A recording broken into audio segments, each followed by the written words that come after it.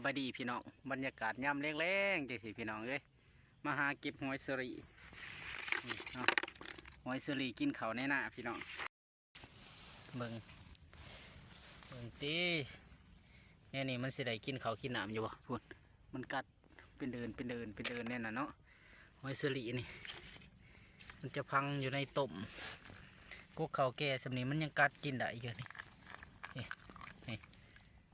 กรอบอันนี้เลยนี่หอยสลีความมันลายบนเป่งน้ำโล่งพี่นี่ศัตรูพืชตัวนี้แหละมันสำคัญที่สุดเนาะหอยปากกวางหรือว่าหอยสลีนี่หนามันเนาะหนาตามันนี่แหละหอยปากกวางหรือว่าหอยสลีเนาะจะเป็นศัตรูพืชกัดกินเขากัดกินทุกอย่างหอยตัวนี้เนาะผู้ใดมีวิธีกำจัดให้มันดับซูนออกไปเนาะหอยสลีนี่นะบอกข้าพเจ้านี่เนาะเชื่อว่าหลายๆทานอาจจะเจอคือข้าพเจ้านี่แหละเนาะมันกัดกินเขาเป็นเดินบนได้มีหนามคังเก็บเท่าไรกับบ่ไหว้เนาะเขตเมืองว่าปีเฮานี่บ่ว่าจะเป็นหน้าแซงหน้าปีนี่หอยสลีนี่ลายมันจะเฮ็ดให้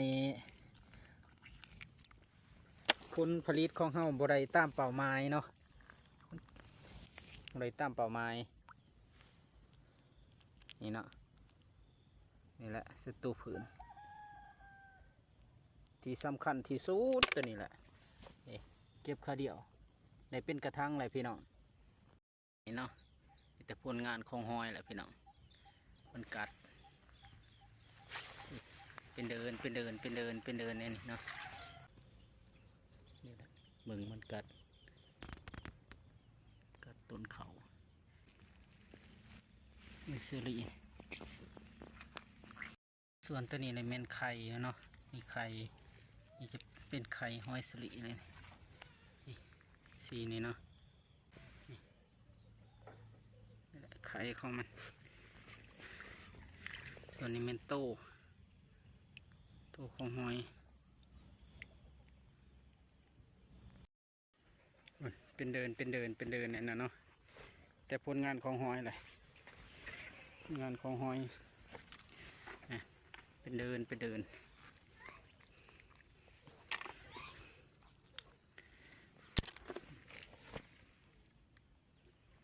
นกระขุเลยต้นเขาอยู่ทึ่งข้อมันลายขึ้นกัดอยู่ทึ่งกัดยันขนาดว่าต้นเขาแก่อะไรได้นี่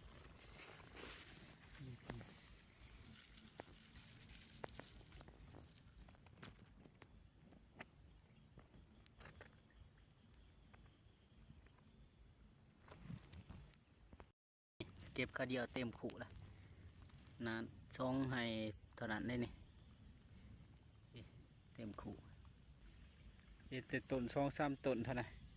เบิ่งนะเบิ่งมันเคินนะมันกัดกินหอยสลีจนสิบได้พอดีจุกเบิ่งเป็นโงนเบิ่งมันกัดกินหวานหน้าหวานเนาะหน้าหวานตัวนี้หอย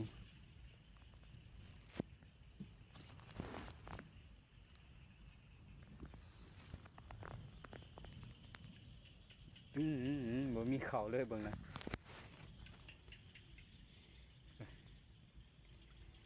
เบิด